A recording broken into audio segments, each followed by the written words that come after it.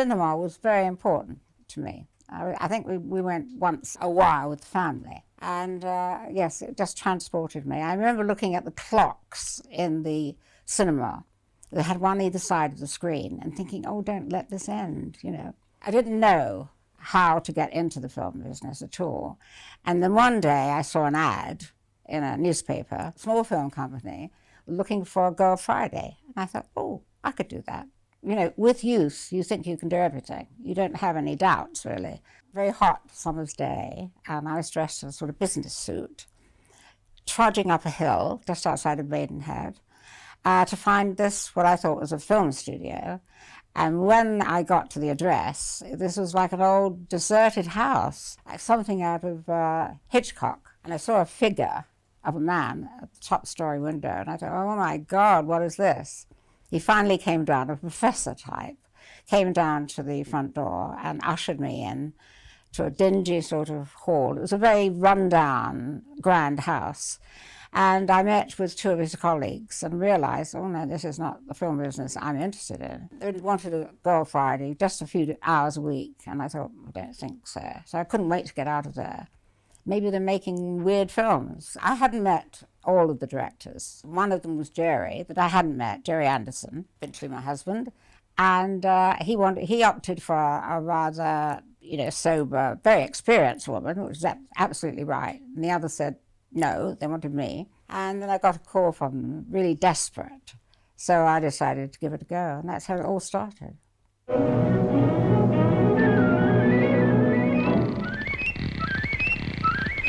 I became ambitious, and I decided that I would get together with some friends and form our own production company. It was at the very beginning of commercial television, and a lot of people were jumping in to make television series. They were doing commercials and titles, that sort of thing. Along came a woman by the name of Roberta Lee. This rather grand lady who was driving a Rolls Royce, and she had the chauffeur, and she sort of announced herself that she was a children's author. She wrote these very simplistic books. You had the feeling, I had the impression, that she was a wealthy lady, and they were sort of a bit like vanity books. And she sort of swung in, beautifully dressed, beautifully made up and everything, and sort of brushed me aside as if I was a speck of dust. Well, I was cleaning at the time, so probably she thought I was the cleaner. And under her arm, she had 52 15-minute scripts. And she said, would you like to shoot this series? And we said, yes. I mean, we didn't even stop to think. And then she said, yes, they're children's shows and they've got to be made using puppets, at which point I nearly vomited on the floor. Gerry only became resentful about puppets in later years, when we weren't together anymore, and he was saying, oh, puppets, I hated them. Well, he didn't at the time, because it was work. You know, I saw myself that I was going to be something like a Steven Spielberg of that time. And here I was being asked to make puppet films, but we needed the money, so we took it on. I don't think there was any question of do we like puppets or don't we. We just think, hey, there's something here that's interesting that we can do. And we found later that she was going around to all the different companies and getting the cheapest quote. Because we gave the lowest quote, we got the job.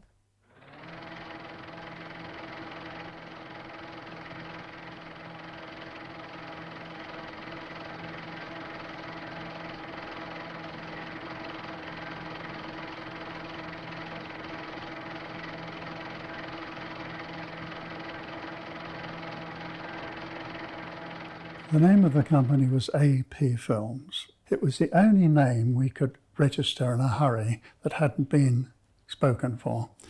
And Arthur, smilingly, used to say, well, AP, you know, Arthur Provis Productions. And I would say, no, it's Anderson Productions.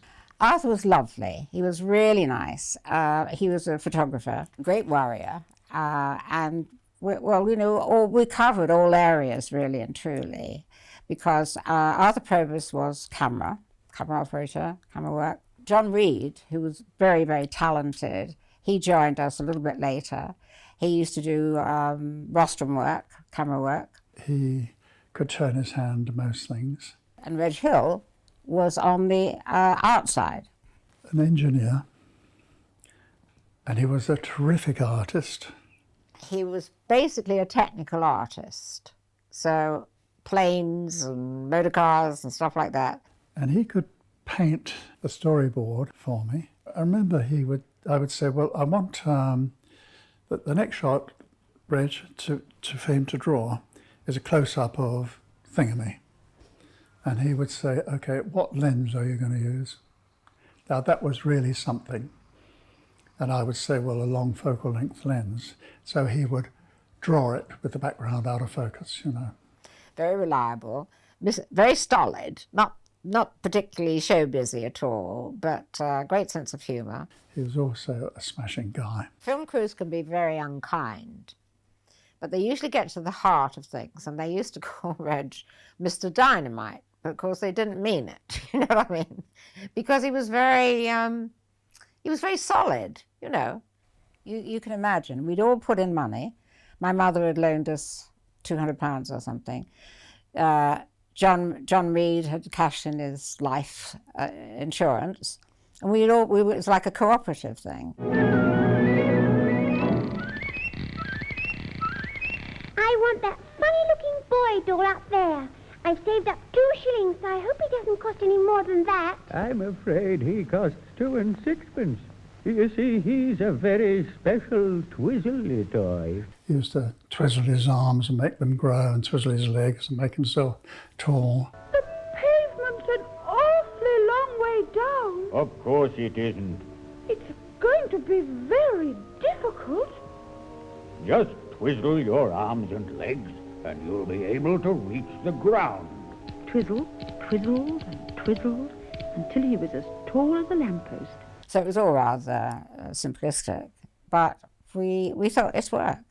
And we took a flat in a mansion by the Thames, made that our office. Islet Park was in Maidenhead, and it was just by the river. There were beautiful grounds. Oh, Islet Park, yes. Every time I drive past there, I think about it, actually, because it was a beautiful mansion. It was then, part of it was a block of flats, you know. And it was right by the river, and say, oh, how idyllic, you know, here it is. It's wonderful, picnics in the summer. I remember it very clearly, as if it was yesterday. The mansion had a small ballroom, which was ideal for shooting, what we were going to shoot, and we were all set. It sounds a bit grand, but it wasn't as grand as that. In fact, when we did some of the voiceovers, we used to use the bathroom. Well, I know it sounds weird, but we did, because it had good acoustics there. And I contacted a puppeteer, and she came along with this paper mache puppet, very rough face, eyes were painted on, mouth was painted on, didn't open, and it had thick carpet thread to control the puppets. And she said, okay, well, here's what you do. You get a sheet of hardboard, I stand behind it, and on the hardboard you paint a little scene like a garden, say, few props, you know, fork, spade, couple of flower pots, and I lean over the top and I perform with the puppet and you film it. Well, of course, I mean, I couldn't see how we could make a television series like that. We were working with people. Some of them had their own puppet theatres, so they were very much the old school of puppetry, which didn't matter about string showing and all that sort of thing. So I came up with the idea of putting the puppeteers overhead. So we built a Dexian bridge, and the puppeteers stood on the Dexian bridge, and the puppet was down below, which meant there was nothing behind the puppet, and so we could use cutouts of hills and that sort of thing. And that was the first step that we took towards making, in my opinion, the puppet film respectable. We were beyond what we should really have been doing. I mean, we were always trying to stretch that much more in whatever we did, and we couldn't afford it to do it any other way. So we're trying to get puppets into an area that they'd never been before, and trying to get people to stop thinking that they're puppets. But of course you can only do that a certain amount. So eventually we had to give up and say they're not real people. At that stage we were talking about, it was very much who's available to do this, you know. You see, even the editors at the beginning, they hadn't been confronted with any of this stuff before. very awkward and very difficult. If they weren't good cutaway shots being the saviour, especially with puppets, cut away to a little exterior and come back, oh, puppet's already arrived, you know. Or puppet's going somewhere, goodbye, and cut away to something else. So that became a technique, which I would recognise. I don't think anyone else would realise. But so it was fun. But nevertheless, it was a pretty awful series.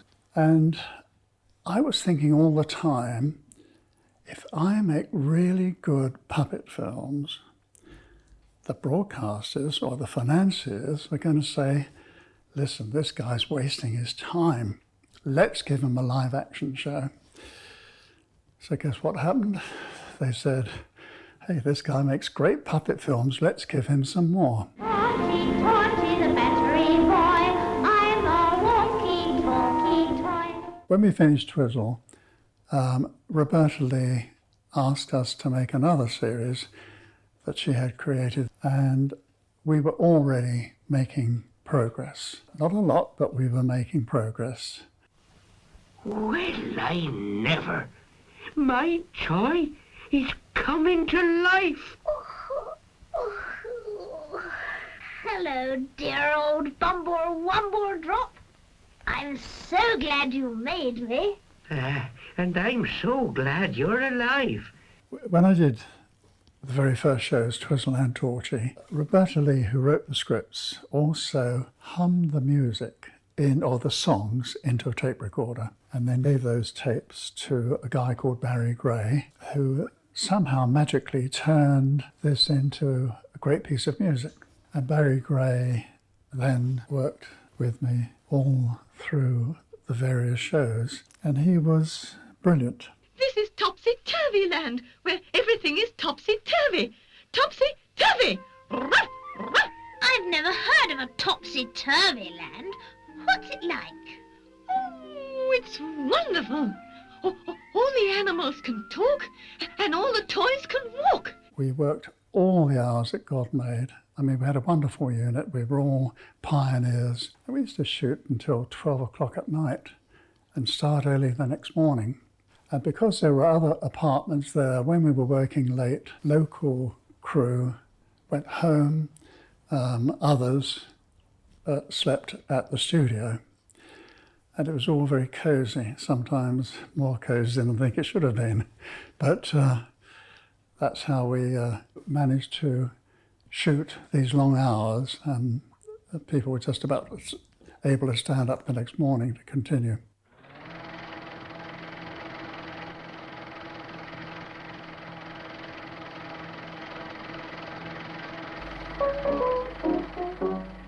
I hope you'll forgive this tape, it's lousy. Some of the jokes are rather frowsy. Still it may cause a bit of fun. That's what it's meant to do. At Islet Park there is a club. I think it must be a private pub. They're not very busy in the day, but I'll bet they have fun at night. What-ho! We had some of our sets made on the spot, and some we had to bring in from outside. And of course, we hadn't reckoned on the floods, because Maidenhead was very well known for flooding in those days, and probably still is in parts. And so, of course, we found ourselves marooned in this big building with the shooting in the ballroom, and waiting for the arrival of the sets, and having to bring them over by boat. So, I mean, that was part of it that we hadn't reckoned on. One of the things about Torchy was we did our first special effects shot. And this was a shot of a rocket taking off outside a thatched cottage. What a splendiferous idea. John Reed and Reg Hill, two of my partners, spent the whole afternoon wiring up hundreds and hundreds of sparklers. And then we went out to have dinner, and we came back, and we were all ready to do this big shot. And they explained to me I had two wires. On action, Gerry touched the two wires. The sparklers will all ignite, and overhead, special effects guy will be able to pull it up on a pulley. Well, I touched the 2 wires, nothing happened. Cut, turn over, touch the 2 wires, nothing happened. And I was getting very, very worried because it was a major shot for us.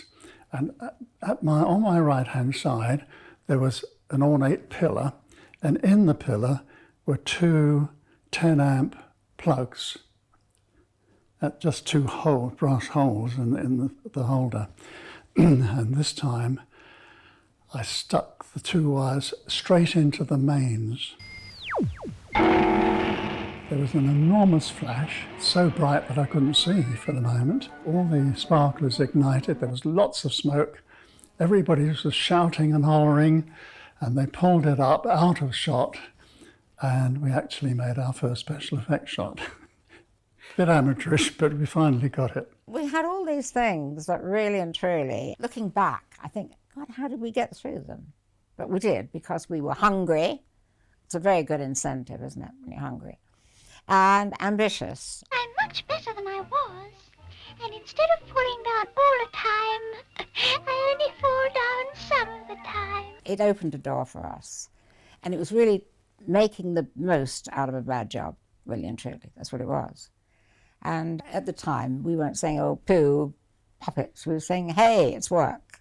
But we were learning. And after 2 different series, we said, well, wait a minute. I think we can do this ourselves. So it's goodbye to Roberta Lee.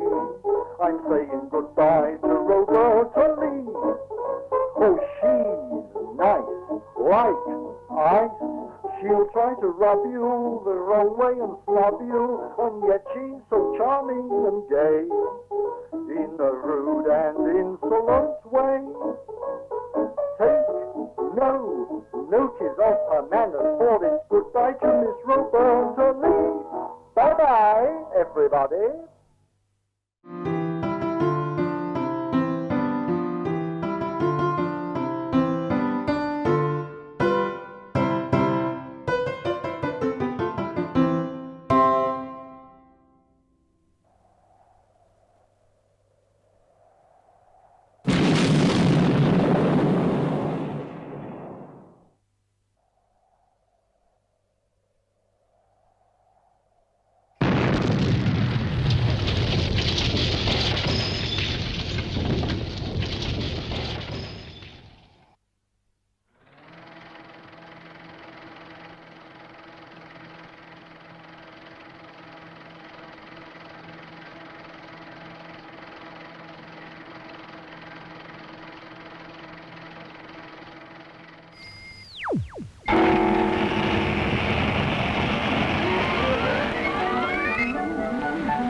Having started with that, we realized that we could do better, but not with where we were part of Roberta Lee's outfit, you know. It would cost more money, which she wouldn't want to know. And we could develop a technique that we thought, well, this is interesting, but not with someone like Roberta Lee round our necks, to be honest with you, because she really wasn't interested in it being better quality. Just the fact that her name was up there. But we were learning. And after 2 different series, we said, well, wait a minute, I think we can do this ourselves, because we can write the stories. And we're now learning different things about how we can improve. We had made not a lot of money, but enough to make a pilot film. So bit by bit, we made our first independent series called Four Feather Falls.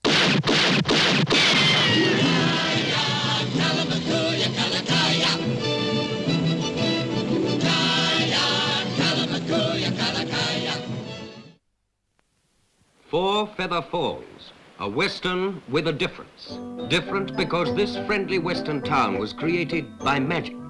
I one day said to Barry Gray, you know, you arrange music and you do it very well. Do you write music? And I remember he said, do I write music? Of course I write music. So I said, well, would you like to write, you know, one of the early shows, Four Feather Falls, I think it was.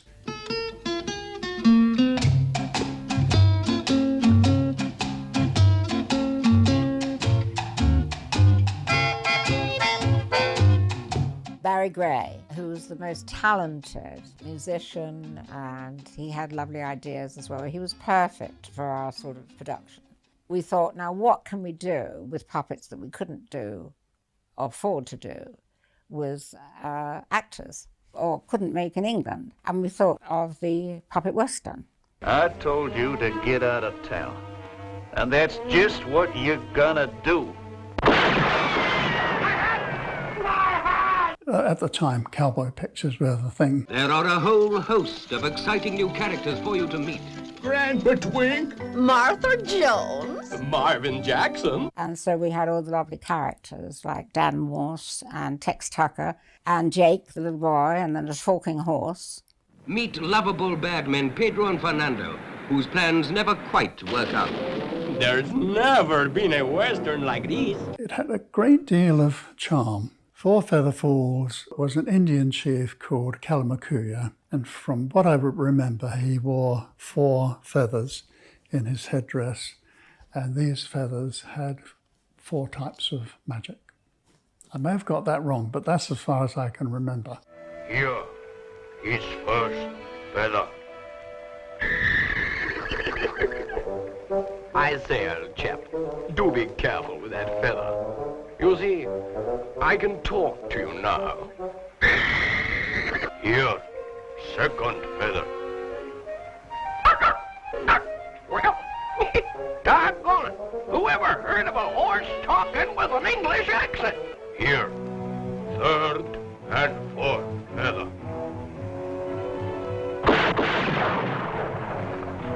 But I didn't touch my guns.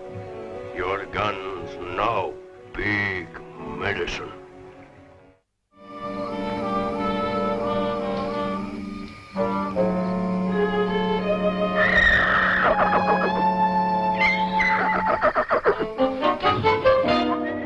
Yes, a lot of subterfuge was going on, of course, which shows the relationship, doesn't it? If you're just sort of terrified. And she had quite a few connections, you know, through her status in society, whatever.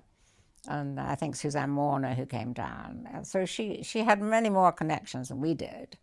And we were very much the poor relation. She probably was quite shocked. These impoverished filmmakers were actually saying, no thanks, we don't want to do any more. So that, I think that her ego suffered on that. I suppose we owe her a debt, really, that she introduced us. He goes puff, puff, rick-a-rackety, puff, puff, then it blows again, puff, puff. It's the funny little rick-rackety train. It goes choo-choo, rick-a-rackety, choo-choo, right across the plain, choo-choo. It's the funny little rick-a-rackety train. Sounds like the sheriff's bank. Say, I know that voice. That's Tex Tucker. We hired a number of stars of that time. One was Michael Holliday, who was a singer and a sort of Bing Crosby sound-alike. I used to love his singing. One thing that was a little bit of a sad note, I went to the recording of Michael Holliday, and he was very laid back. He had the Bing Crosby voice, if you like. And later, he committed suicide. I was just so shocked about that. It was the first time I'd ever been... I'd known someone that actually did that. And I know for a long time I thought, how can anyone sort of... And he was very laid back, easygoing, but I don't know. I never found out why, but it was just something that I remember. And it's quite shocking to me. Two Gun Tex of Texas, take 1.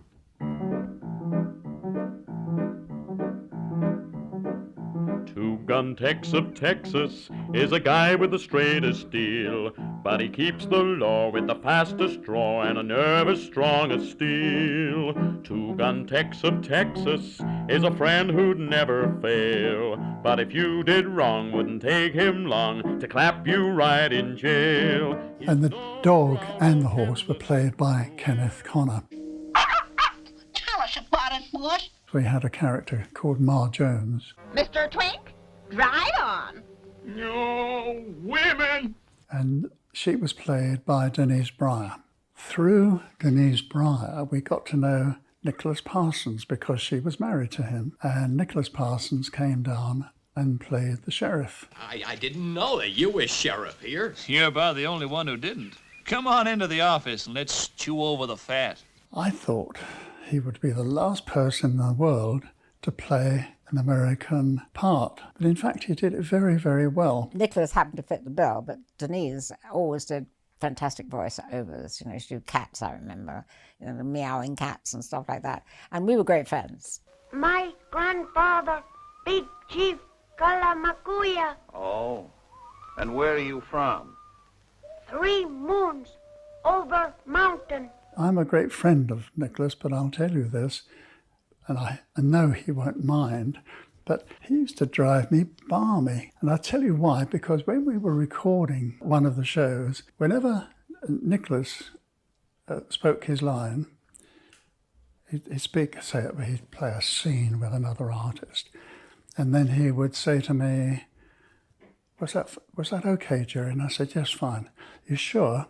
Yes, no, Nicholas, it was fine. I don't mind doing it again, Gerry, if it'll help. I mean, I want it to be absolutely spot on. No, Nicholas, it's fine. And that used to be very trying, but it was a very nice person trying very hard to help us in the early days.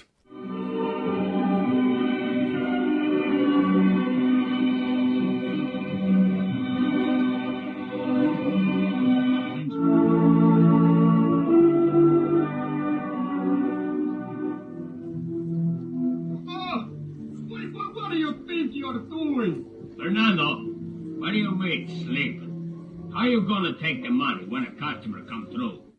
Horse now? Where's he go? Dusty? 11. Is it? He's 11? Yeah, top 11. Okay, put it down. Here we go.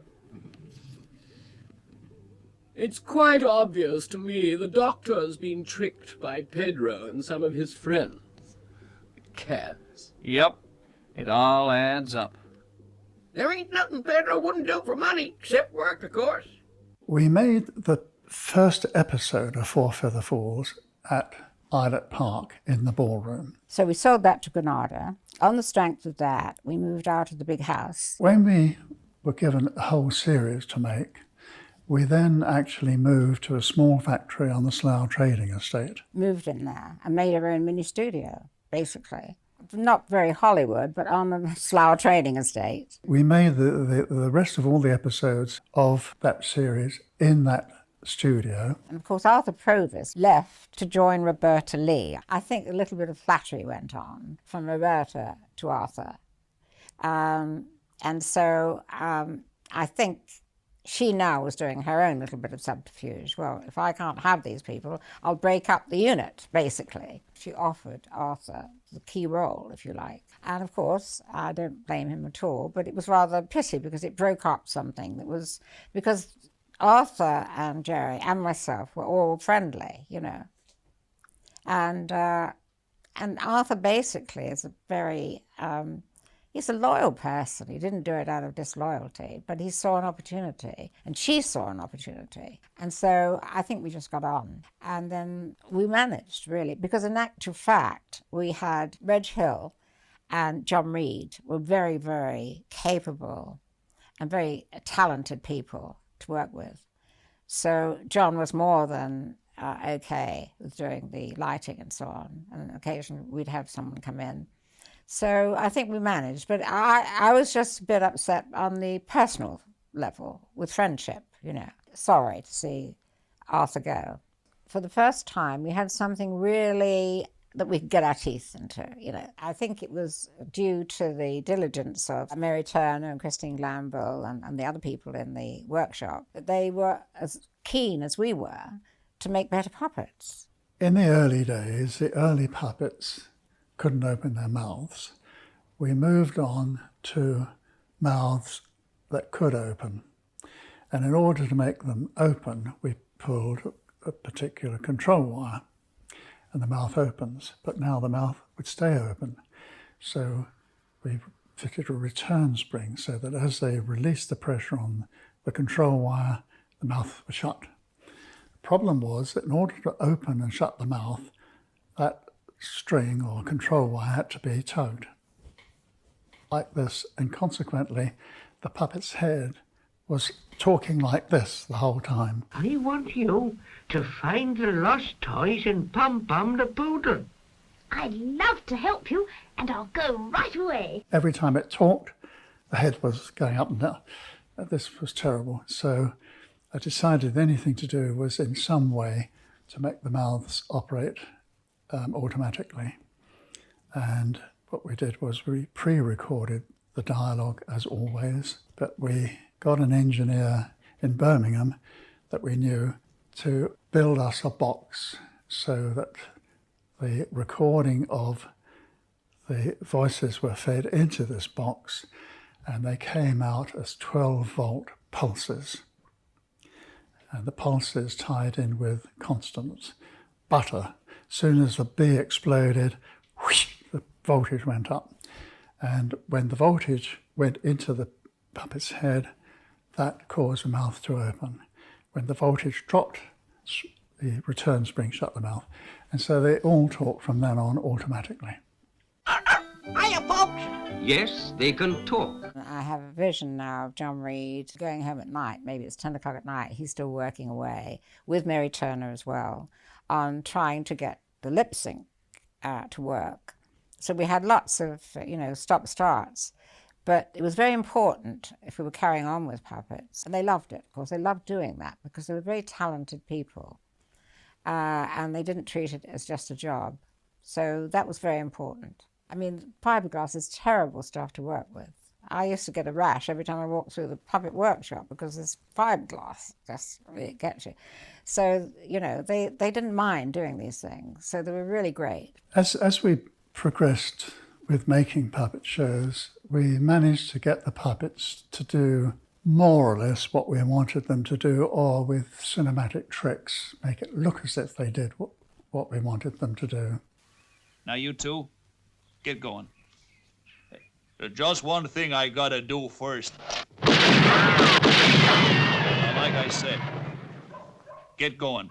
And we actually had the puppet of Tex Tucker riding a puppet horse, which was quite an achievement at the time. Hey, Sheriff. Mighty good of you to come. Least I can do.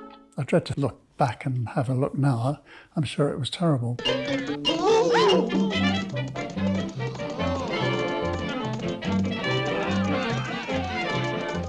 But at the time, it was quite an achievement. We felt that we were making progress. It was very much, use the word cooperative. Had it been Roberta Lee, she would have always been the boss, and we were always the underlings.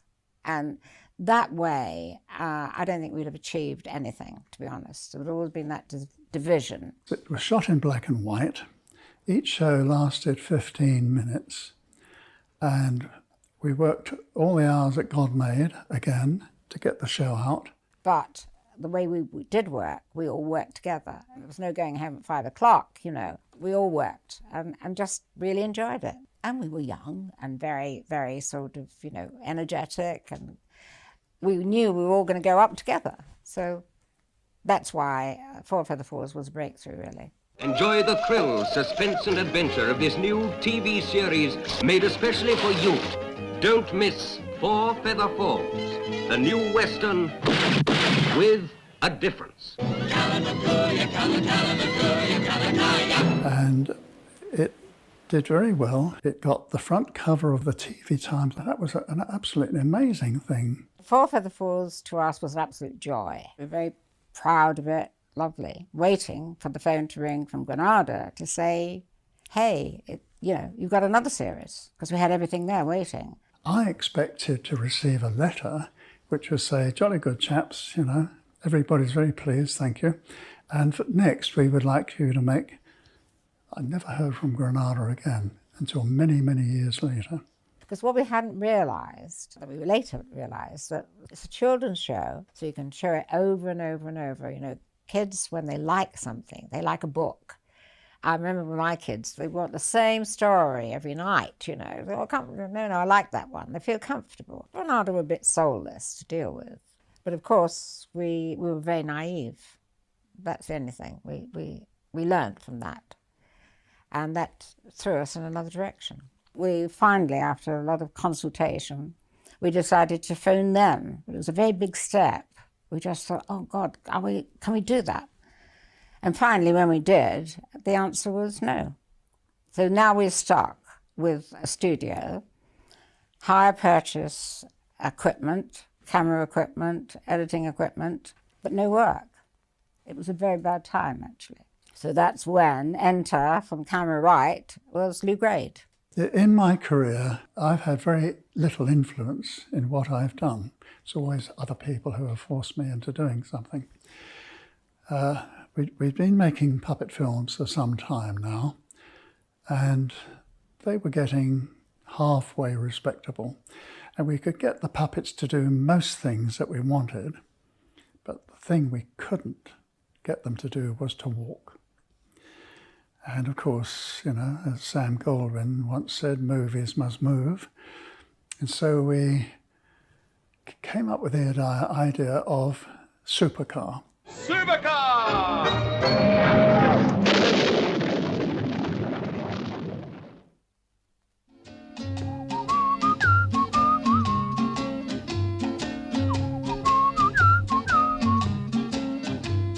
I'm getting fed up with this. I'm getting fed up with this.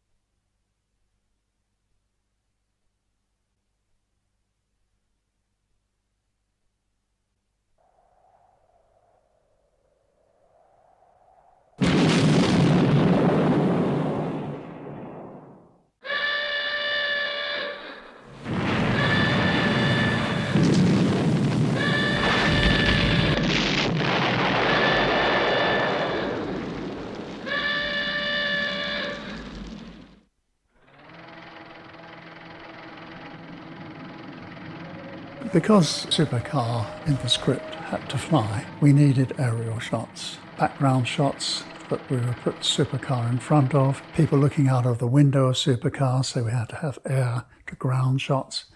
And we hired a plane at the time, it was a twin-engine aircraft called Airspeed Oxford, and we went to meet it at White Waltham, and it landed, and because I'd been in the RAF, I looked at the windsock and I was horrified because it was landing downwind instead of into wind.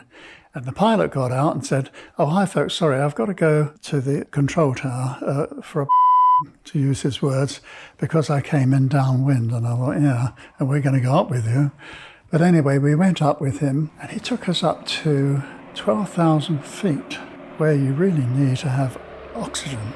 But we had no oxygen masks. You can get oxygen starvation and start doing silly things like jumping out of the aircraft and believing you can fly, that sort of thing. But then John Reed was very distressed. He was on camera and he was gasping for breath, rather like a fish out of water. And I said, "John, what's the trouble?" And he said, "Gerry, I can't breathe, I've only got one lung." Well, I was shattered because I'd known him for a long, long time. But I didn't know this about him. So I rushed to the cockpit and said, "Quick, lose height, because my partner has only got one lung and he's suffocating." And the pilot said, "But I've got an engineer here who's got a cold, and if I descend, I'm going to blow his eardrums out." And so we circled for half an hour to come down in order to save John and the engineer. So, you know, that was a bit of excitement that we had.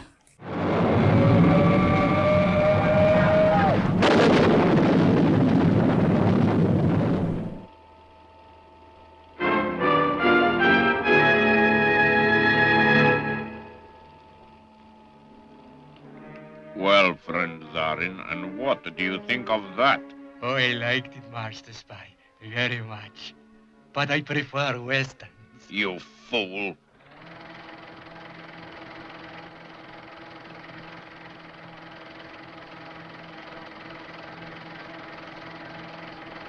And nothing else was on the horizon. And slowly the money ran out.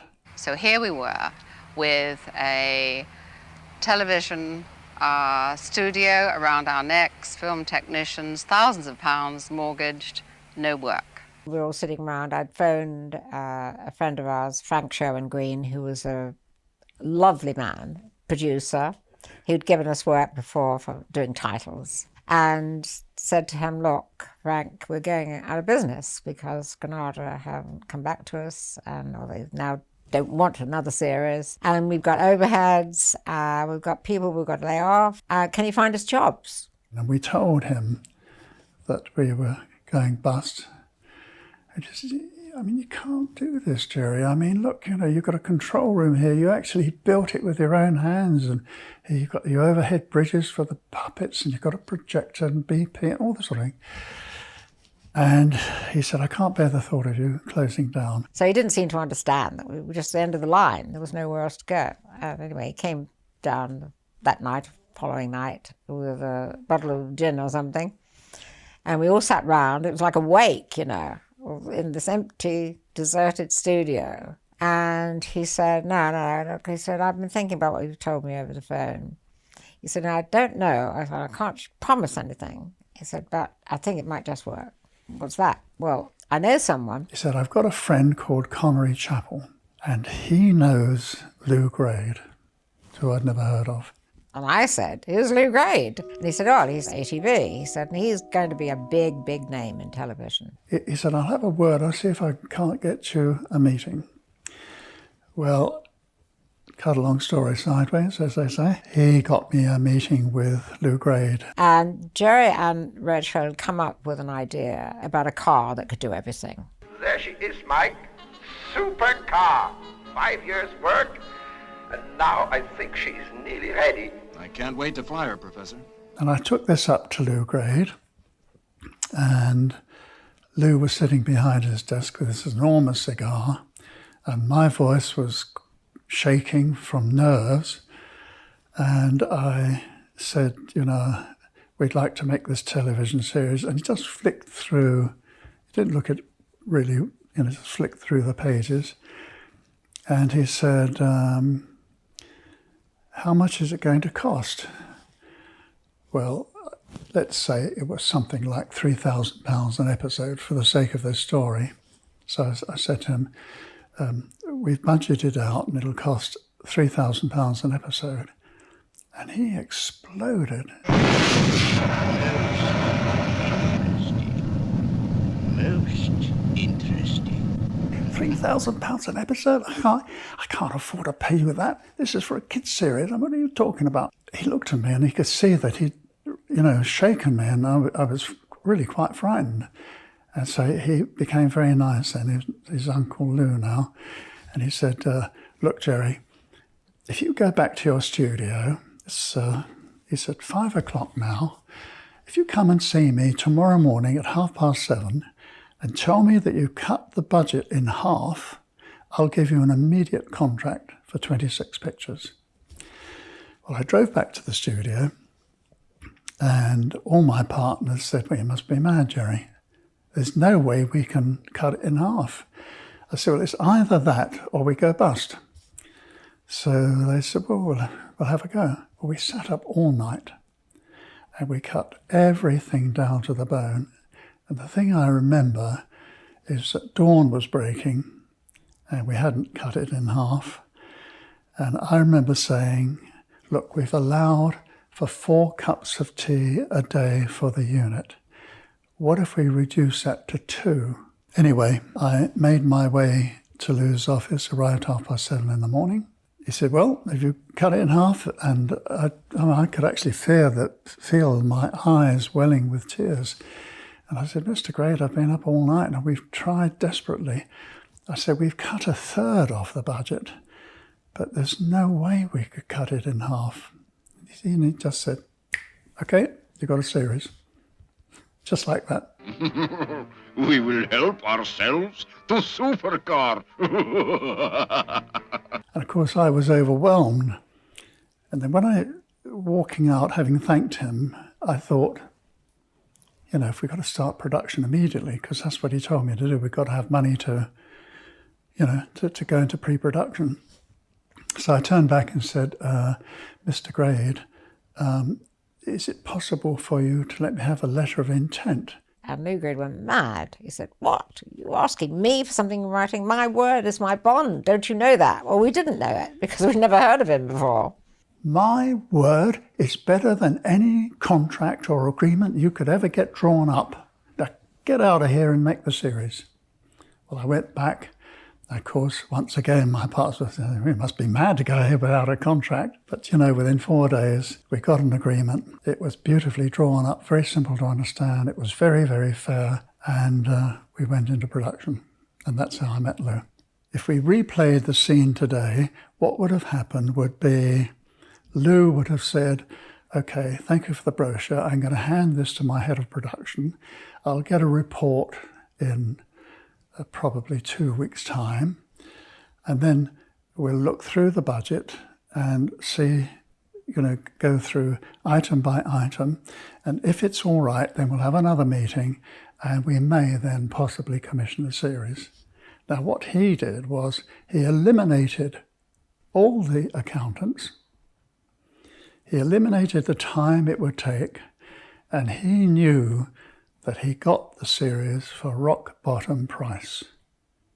And that was the genius of the man. I mean, okay, he cut the budget down, but we managed to do it, and it saved us, and it started a brilliant career for me. So no complaints at all. What is it? Well, we call it Supercar. Supercar? Boy, is that it? Yeah, that's it. I'm glad you like it, Jimmy boy, because as soon as you're well enough, you're coming up with me for a ride in it. It was a family show. The characters were, of course, Dr. Beaker, who was very terribly British, played by David Graham, who later on played the voice of Parker in Thunderbirds. And I'll be with you in a moment, pilot. Rome wasn't built in a day, you know. Satisfactory. Most satisfactory. Mitch the monkey.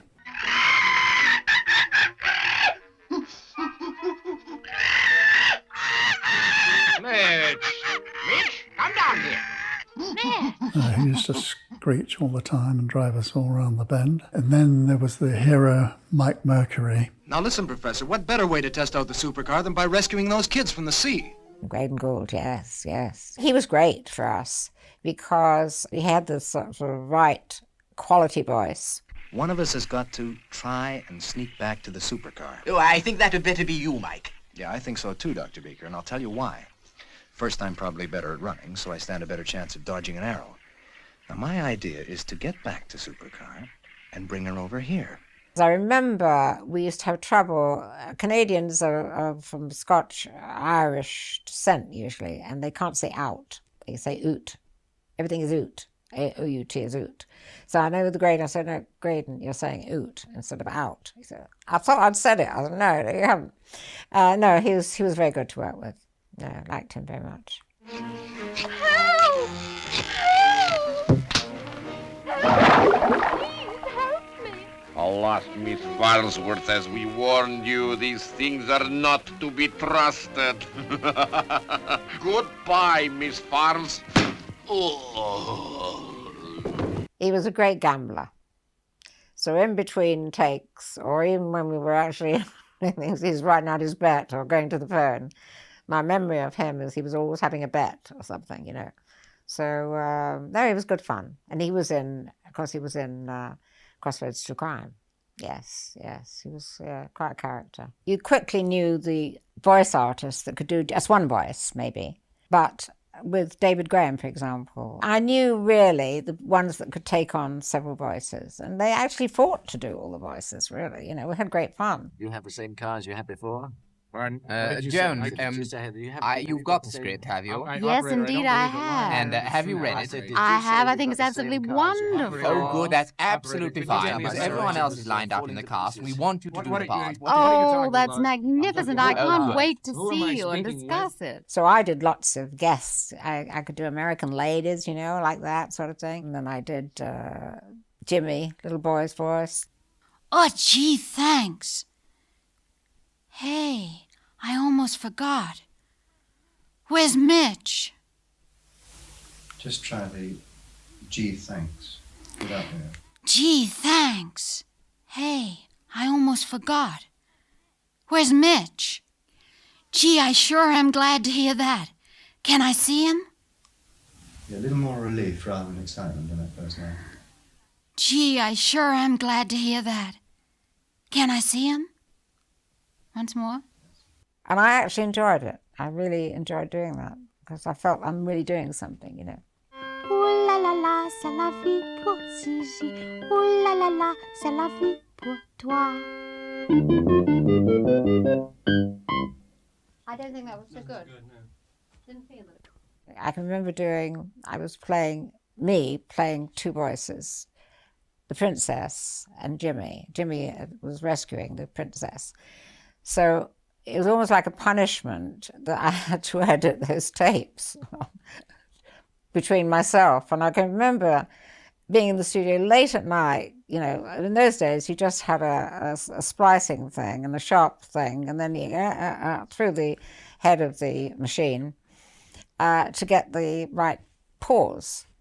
And I can remember there was only one other person working late that night, upstairs in the editing room, David Elliott, who was great stalwart of ours and from the very beginning, and he was an editor. And I'm going like this with the voice tape. He's upstairs doing the film stuff. And suddenly I thought, oh God, I'm hungry. So I walked into the kitchen. I never eat sandwiches as such. I've never liked sandwiches. I like open sandwiches, but I don't like all these plonk things. So I found these sandwiches that seemed to be untouched, and I sort of carefully took the chicken out of them. I went back to work, and about an hour later, I heard David Elliott saying, "Blimey, who's taking the innings out of these sandwiches?" And I didn't own up. So when I saw him long after that, I said, "You know, I was the one." He said, "I thought it was. You didn't own up." The Andersons were in the big time on an international scale, and it was no accident that many of their characters spoke with American accents. There are two reasons. The first one is financial. Is because our programs sold to America and went on the American networks. And this was quite unique at this time. And in order to do this, we had to have the characters Americanized, if you like, and speaking so that the American public would understand them, because this was before the British accent was the in thing. The industry went through a period of having transatlantic accents, which I hated. We hated them over here, the Americans hated them over there. They just weren't a very good idea. But since we were making science fiction films about submarines that could go down to enormous depths, rockets that would be fired into space and go into orbit, and all of these, you know, ultra-high-speed aircraft and so on, it didn't make sense for us to try to claim that we in England were doing that. In the early 60s, the British boffin was not a terribly glamorous character, not the way he is today. You had the British lawyer, the British doctor, rather stuffy. I don't really think the stuff that TV puppet heroes are made of. We didn't have any British astronauts at the time, so it followed that they would be cast as American. Can you imagine a broadcaster saying, "There's great excitement in this country at the moment because the first rocket going to the moon is being launched in Scunthorpe tonight"? Now, you know, it would have been laughable. So we were really just doing it as we saw it. And of course, if Lou Grade could get a good sale out of it, that was good too. We needed that money, the American money, for our programs. Although they were backed by ATV, we needed the American sale in order to make the sophisticated programs in the puppetry world that I believe we made, particularly in science fiction, special effects and so on. At the time, if you put all the sales together over the whole world and added up the figure, America would pay a much larger figure for America than the whole world put together. If you took syndication in America, at that time there were 600 local stations, television stations, and we had 3 channels here. You know, there was no comparison. I know that Lou Grade was rather pilloried about this, because they said we were doing transatlantic stuff and everything. But of course, that's where the money was, and that's where Lou Grade wanted to do the sales. One has to remember that audiences in this country have been watching American films and American television for years, and nobody said, oh, look, they're talking with an American accent. I mean, everybody was used to it. It didn't matter. But it was very good for us to do that. Say, this tastes great, Jimmy. Yeah, its walls threatening corner with a new streamlined top. Only threepence. Well, let's get some more. In those days, merchandising, character merchandising, was practically non-existent in this country. It was very much an American thing, because they're always very good at marketing. And so we didn't realize, we weren't important enough at that point, really, for people to go and buy our stuff. But we had, Gerry had a friend called Keith Shackleton, who, they were in the RAF together in the National Service. So he joined. Keith started with the merchandising, and he realized that what he had to offer from our character marketing really wasn't sufficient to keep a marketing company going. So he went to America on his own initiative and spoke with a man called Stan Weston, who had actually invented G.I. Joe, which was a big marketing thing in America, and I think over here. And he was looking for product. So we did a swap, or Keith did. I have to say, it's all down to Keith. So we had Dr. Kildare on our books, and then in turn he took one of our shows. So that's how we started. Okay, I'm alongside the raft. Baker, I will carry the switch on the horizontal gyros. It will help hold him steady in the water. Is that altogether wise, Professor? What do you mean, Baker? It may cause Supercar to rotate in the water. Poppycock! I beg your pardon. I said poppycock! The puppets' hands were carved. Sometimes they were carved like that, or some if they're going to receive something like that. But what they couldn't do, we couldn't move the hand. And this was a big problem. So I came up with the idea of putting thin rubber gloves, surgical gloves, onto the hands of one of the crew. And then we would paint them to look the same colour as the puppets. Good luck, Mike.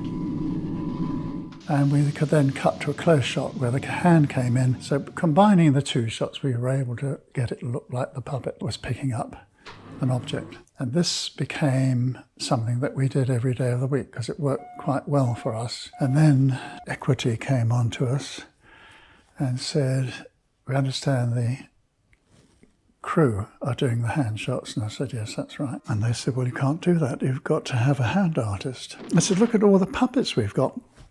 I said, well, you have to have a hand artist for each puppet. I mean, it was just crazy. But in actual fact, we had a discussion with Equity, and I think they could see what the problem was, and there was no problem. But it nearly came to blows at the time. So far, so good. Selecting vertical takeoff now. No chances now, Mike. You know me better than that, Professor. Let her go, full boost.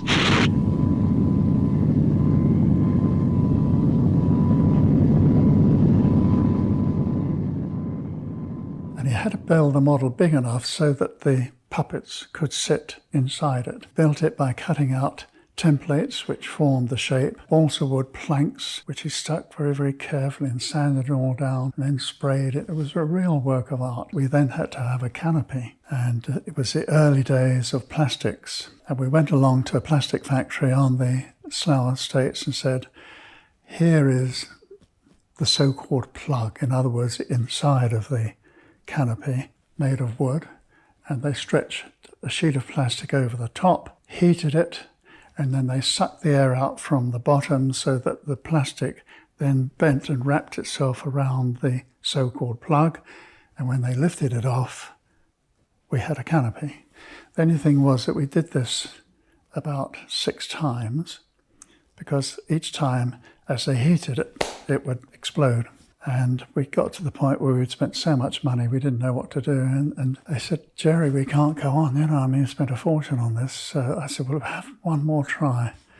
And I remember the desperation of heating and sucking the air out, and it was all right.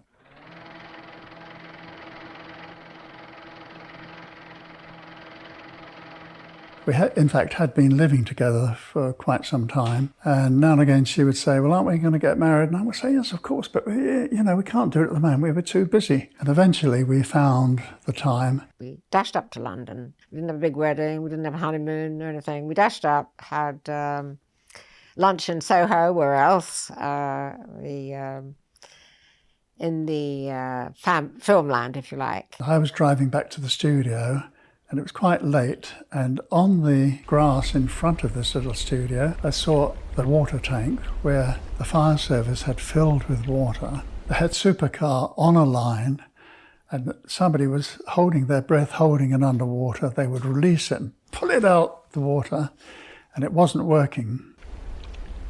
So I said to my then wife, sorry, I'll be late. This is our marriage night. So I spent the night working outside, getting that particular shot. It's a very famous shot because everybody can see the line that was attached to Supercar and pulling it out the water. But yeah. And effects were just such an enormous part. I mean, we had to make up for the fact that our puppets didn't have expression. They couldn't walk. They couldn't stand up and sit down. They couldn't go through a door. So we had to make up with the music and the effects. That made it up, into a whole thing.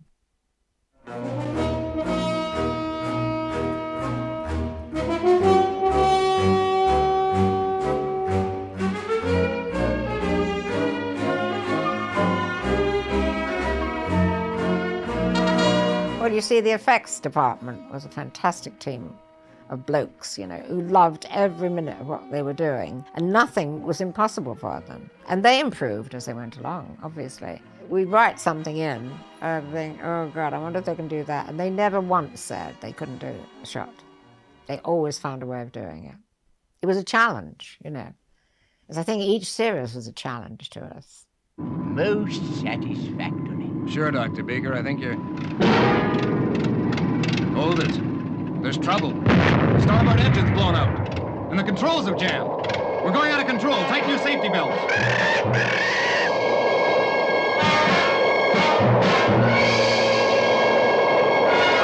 Mike, there's only one chance. Fire the air brakes at 0 feet. It might just save us. Roger, switching to clear view. Height 5,000 feet, descending 12,000 feet per minute.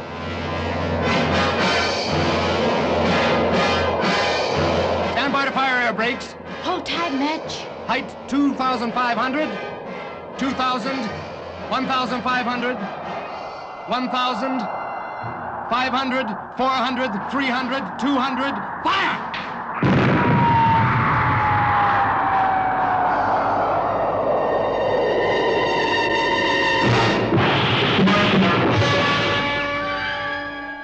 You can't expect people to break their hearts over something made of fiberglass or something. So we had to make it. That's why we had top people doing the title songs, Barry Gray's music.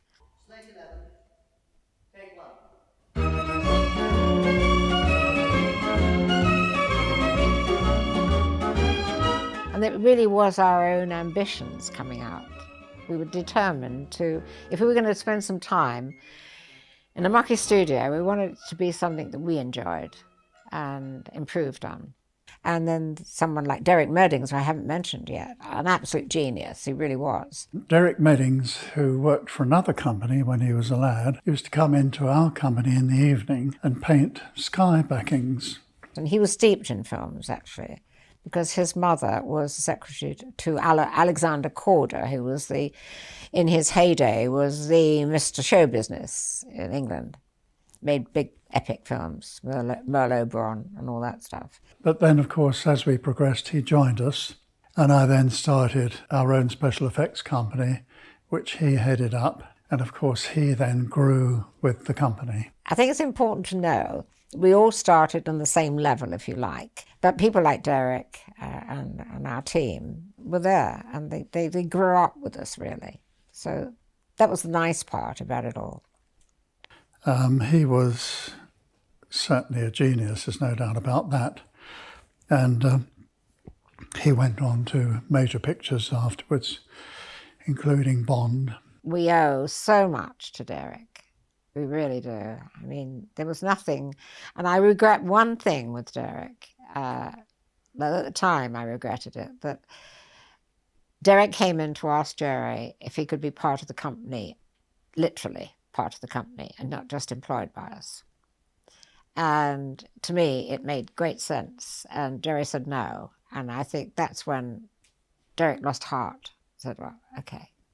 And he went on to other things. And I think that was a terrible, terrible mistake, because no one could do more than Derek had done. And I felt that we owed that to him, but it wasn't to be, so.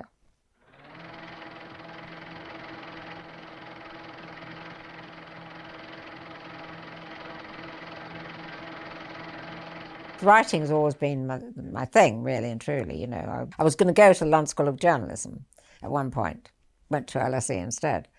But no, writing, that was my thing at school and everything. Got a prize for journalism and so on. The way we worked, Gerry had the ideas, the adventure, the boy's own adventure, if you like. And I would do the human, if you like, which was puppet, of course. I do the characterization. Someone once told me in films, if something terrible happened, pulling the heartstrings, you first of all start off with an opening shot. And the man is saying goodbye to his wife and children, going to work. And you know it's a lovely family, a nice house, you know, lovely people. He goes into his office, bang, he's shot. Now, immediately you're intrigued. You care what's happening to him. And you've already established very quickly that he's a nice chap. Now you've got to go into all the details. That all stayed with me, that if you're going to have many explosions you've got, or anything, you've got to make your characters interesting. Otherwise, it doesn't matter, does it? It doesn't care. You don't care. So that's where I worked, if you like, humanizing, in a strange way, puppets, but putting them in a situation that's sympathetic, and then go from there.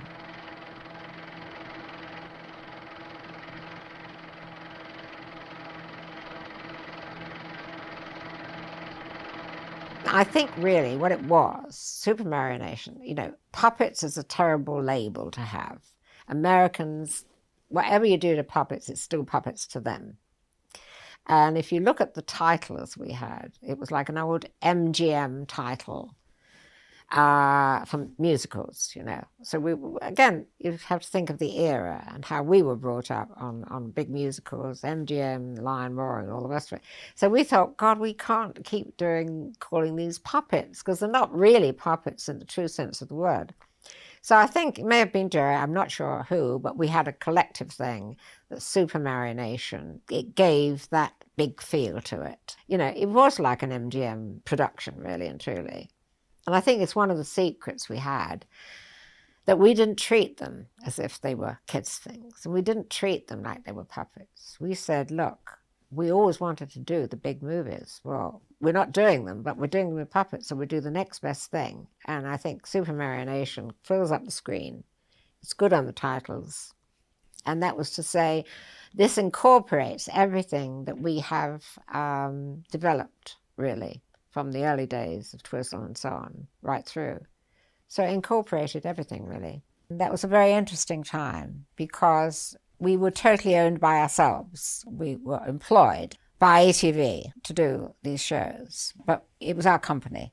So anything that came in, we fell or raised up just by our own initiative, but we didn't belong to anyone. We finished Supercar, and we had an idea for the next series. The title was Fireball XL5. And I went to see Lou Grade.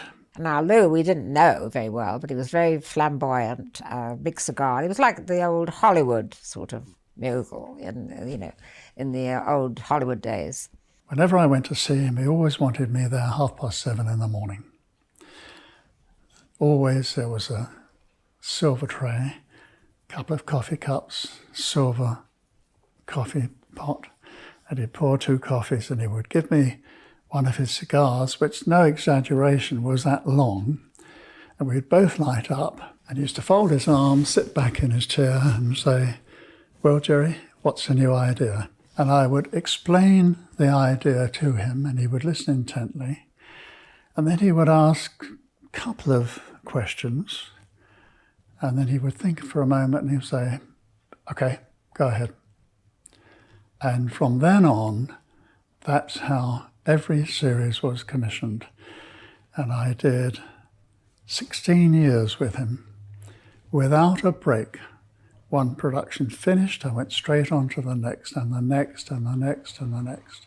It enabled us to grow up, if you like, and just make everything we hoped better, and to actually explore all the different things that we could do. I mean, you think of that Supercar and go back to Twizzle and Torchy, how far we'd come along, you know. So that was another leap that we made very, very quickly, the Supercar.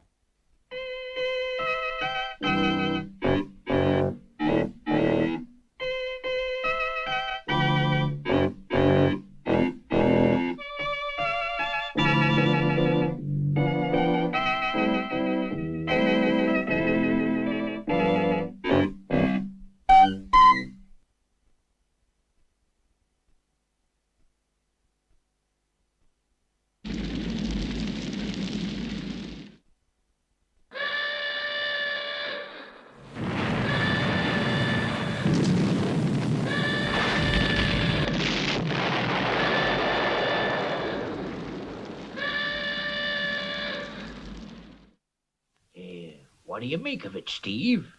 Well, let's take a look inside. Oh, dear, look at Zuni. For Pete's sake, don't let him do any damage. Zuni, the door.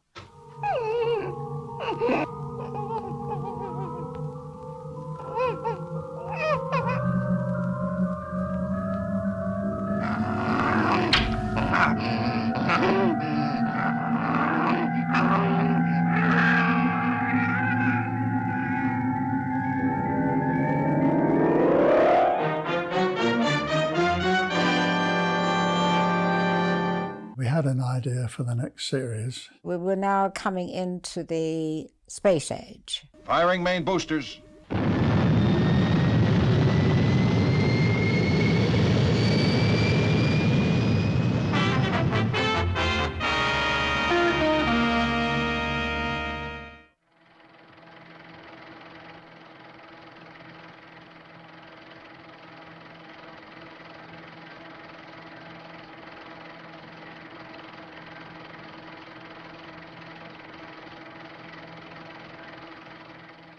I mean, I have to say in America, if they've got what they think is a hit series, you go for 5 years, just churning them up.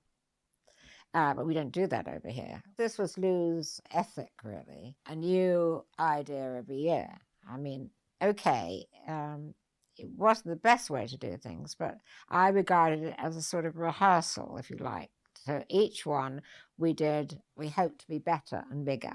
I think it was working on the basis that if this one doesn't work, maybe that one will work. And it was also quite good thinking that it was all part of the ownership of product. You know, one of the most valuable things when takeovers were happening was what is in the catalogue. And if you've got X number of shows, but different ones, it adds to the worth of the company, if you like.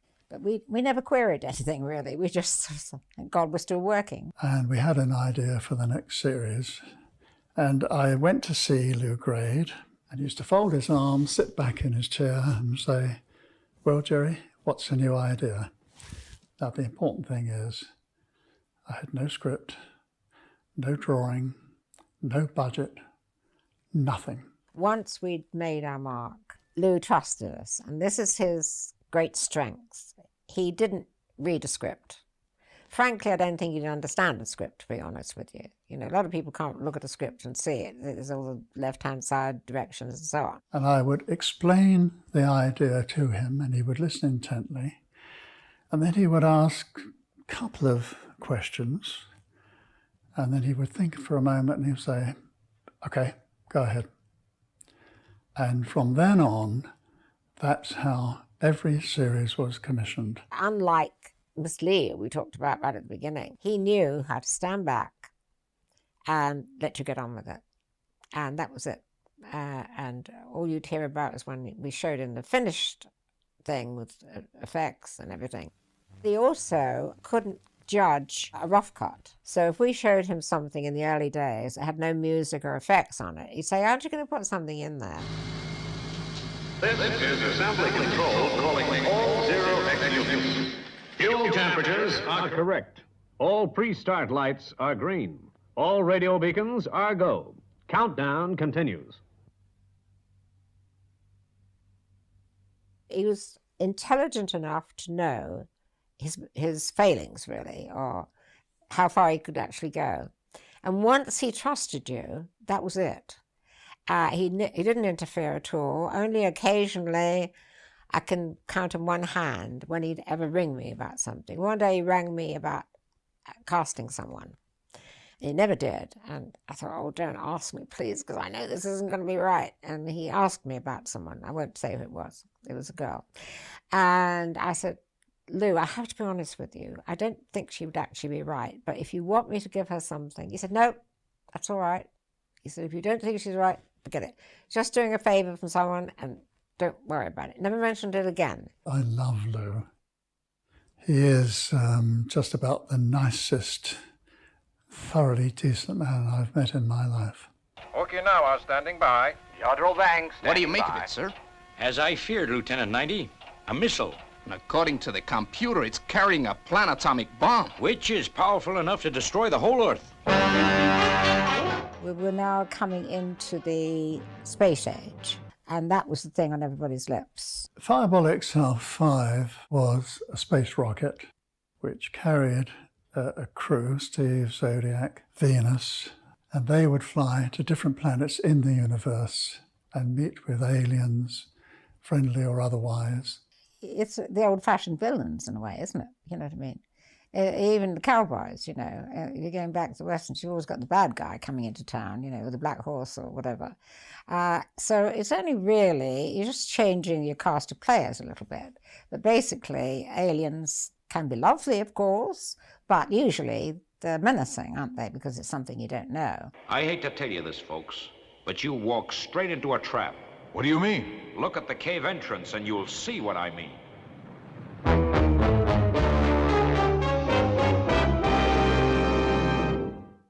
And so that was the next place we couldn't have done with actors and with sets and locations because you couldn't afford. I mean, try doing a space thing on a shoestring budget, you can't do it. Now, how soon can you be ready for blast away? What do you say, Venus? I had heard that the Russians were experimenting with launching their rockets instead of vertically and rising vertically, that they would go along and gain speed along a railway track and then, rather like an aircraft, lift its nose and fly.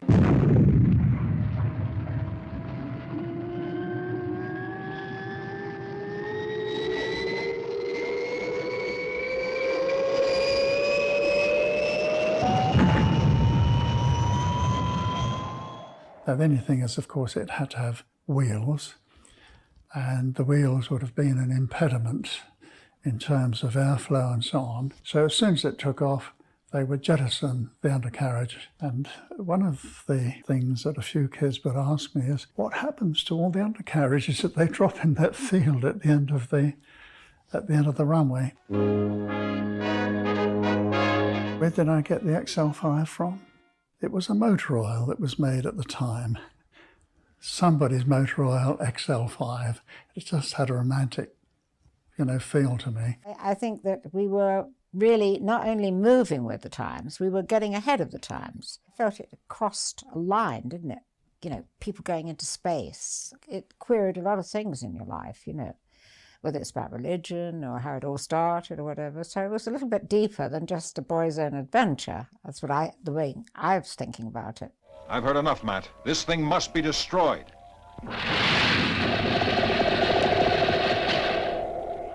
You cannot win, Earthman. I am superior. I am all brain, you see? What can we do, Matt? Venus? He's got us cold. We were going where no man has been before type thing. So I think that it was wide open for us. I mean, you've got to imagine you are a group of people that have just started by accident with puppets, and you're suddenly discovering, oh, we can do this, we can do that we couldn't otherwise do. And now we're living in what's beginning of the space age, so we can do that with our characters, you know. So really, the world was at our feet in that sense, for that particular genre. Okay, Venus?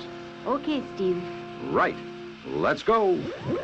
They also had jet bikes, which were like motorbikes, but they ran on the principle of down thrusters, which would keep them just above the ground. Oh, can you think of a better way to get around? I mean, jetmobiles are lovely. They go everywhere, do everything. And they were perfect from a point of view of the puppets and everything. They didn't have to walk or drive or anything, really. They could just zoom off. That all sounds pretty good to me when I tell you, but of course, looking at the show, the jet bikes moved terribly slowly and they wobbled and the strings glinted and all that. But anyway, like all the other shows, the kids didn't see that side. I'd love to have some of those, wouldn't you? It used to upset me every day of the week. Well, Robert, we're on our way home at last. On our way home, on our way home, on our way home. Gee, I keep forgetting. You're only a robot. It had a robot, and we did, thinking for a name, we came up with a very, very, very original name, Robert the Robot. The robot was built with new materials at that time, you know, plastics and what have you. Basically, Reg and John Reed would go out and buy lots of bits and pieces that were made in plastic and take them apart and reassemble them and make it look like a modern robot. And then we needed to have a robot voice. Roger, changing to course of 517 red. No, Robert. Keep to present course. Now, today, with modern sound recording, if you say to the engineer, we want a robot voice, he'll go ding, ding, ding. And, oh, is that the sort of thing? Oh, you want a deeper one? Ding, ding, ding, a deeper one. You know, whatever you wanted today, they produce in 2 seconds. But then it was very, very difficult, if not impossible, to produce the sort of robot voice which would have to be a monotone. So we found out that in Edinburgh University, they were creating the human voice by actually painting the modulations on a clear piece of film and then running it under a light, and the light would vary as it went through, and they produced a short sentence artificially. It sounded like one of our late kings who had an impediment in his speech. But we went up there and explained what we wanted. And they came up with the idea that they gave us a vibrator, which of course caused everybody to smile, but not that kind of vibrator. And it was a vibrator that people who had their larynx removed through cancer would be able to put the vibrator under their chin, and it made a constant buzz. And then, of course, that sound was transmitted to the air inside the mouth. Understand. What we did was we built a wooden box, which was quite long. And at one end there was a hole where I was able to push my mouth, creating a hermetic seal. And on the other end was a microphone. And so I'd have my mouth pushed into the hole in the box. I'd hold the vibrator underneath here. The sound of the vibrator couldn't get into the box, but it was coming out of my mouth. And by mouthing the words, this formed the words which were then recorded by the microphone at the other end. And that is why Robert always used to say, on our way home, because you can't sound an H when you're modulating a tone in your mouth. On our way home. So let's get this straight, fellas. It was not my voice. It was the sound of the vibrator which I modulated. Message understood. I've got nothing of the artiste in me, and that was the only voice that I didn't do. No need to blow your top, Robert. I have a checkup, you have a checkup. Soon he was a pet from outer space, you know. That creature's a menace. Welcome home. You still got to have your pets, haven't you, even though it is from outer space. And who knows, they may have pets hanging around there somewhere, you know. So it was like you're having the pet dog or the pet monkey, you know. But an outer space creature seemed to be a lot of fun. So I think that worked very well, really did.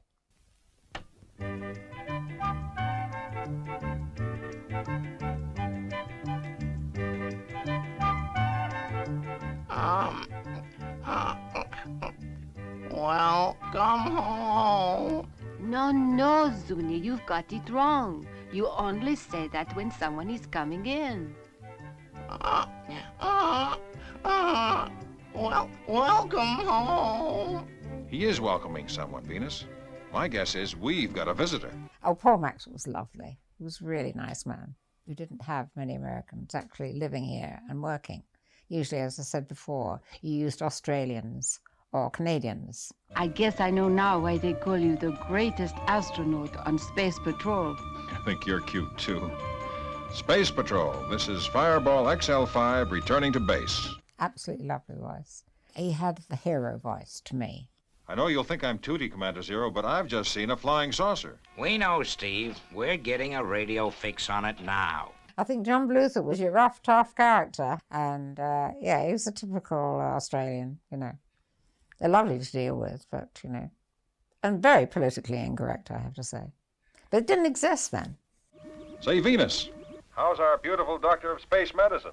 I gather by the compliments, Steve, you want something to eat. I'm preparing a meal right now. I just adore your French cooking. So I thought, because I'd done other voices, I thought to get it away from that, I would give Venus a continental voice, a very feminine and very soft and a bit silly, really, I suppose. But we were leading towards getting female leads coming in, or at least co-leads. But it was still very early for her to actually take the lead too much, and that wouldn't have been accepted, really. However much you got the male lead, there always has to be a balance, I felt. And at that time, any big movies, the women didn't really take the lead at all. They were either waiting for the man coming home from the battles or whatever, or putting in their 2 cents worth, the bit of common sense or feminine intuition or whatever. You must always realize that I was living that life too. I was a woman with 5, 6 male directors around me, and most of the crew, apart from puppeteers and wardrobe and that sort of thing. You just didn't take the lead. You just didn't have the confidence, I suppose, or even the desire to do anything other than what we were doing. But that happened, that evolved as far as I was concerned, you know. It does get a bit boring when the man is sort of out there in the front and all the time, you know. So therefore, when I got to other female characters, I was able to do a little bit more with it. See you later, Venus. Okay, Steve. Pick me up and we'll go back to my place. I couldn't fight all the battles in one go. I had to do it gradually.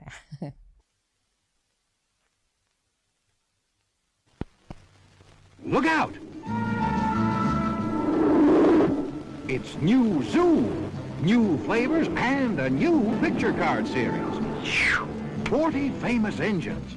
A free color card with every Zoom. Get Zoom Ice Lolly now. Stand by for launching. It's Zoom with 3 new flavors. And free picture cards. Start collecting famous aircraft. There's a free card with every Zoom. On sale now.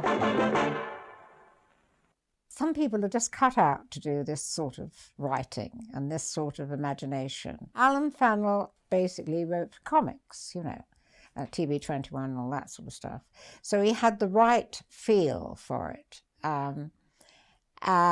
He thought in terms of caricatures, really and truly. So if you think of a comic writer, strip comic writer, Dan Dare and things like that, they have a special art form that it is larger than life. It is, the monsters are really monstrous and the heroes are really heroes. We had some writers in that really didn't know.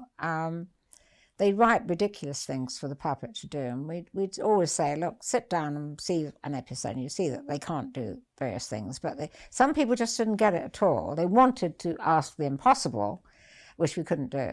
So it was an art form, really and truly. Dennis was lovely. He always had an excuse for why we didn't get something on time. It would either be the postbox had blown up or something. He'd have deadlines. You've always got to have a deadline, whatever you do. But his always stretched. But when you got it, it was very good. It was very good, yeah. We found that the best directors for our type of production were editors, because they knew all about the cutting. And you knew when you had to cut. You know, the puppet gets to the door, cut, can't get through the door, you know.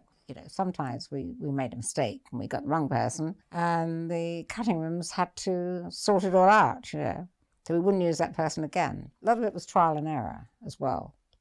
We didn't have a whole bank of people available and ready for our type of filming.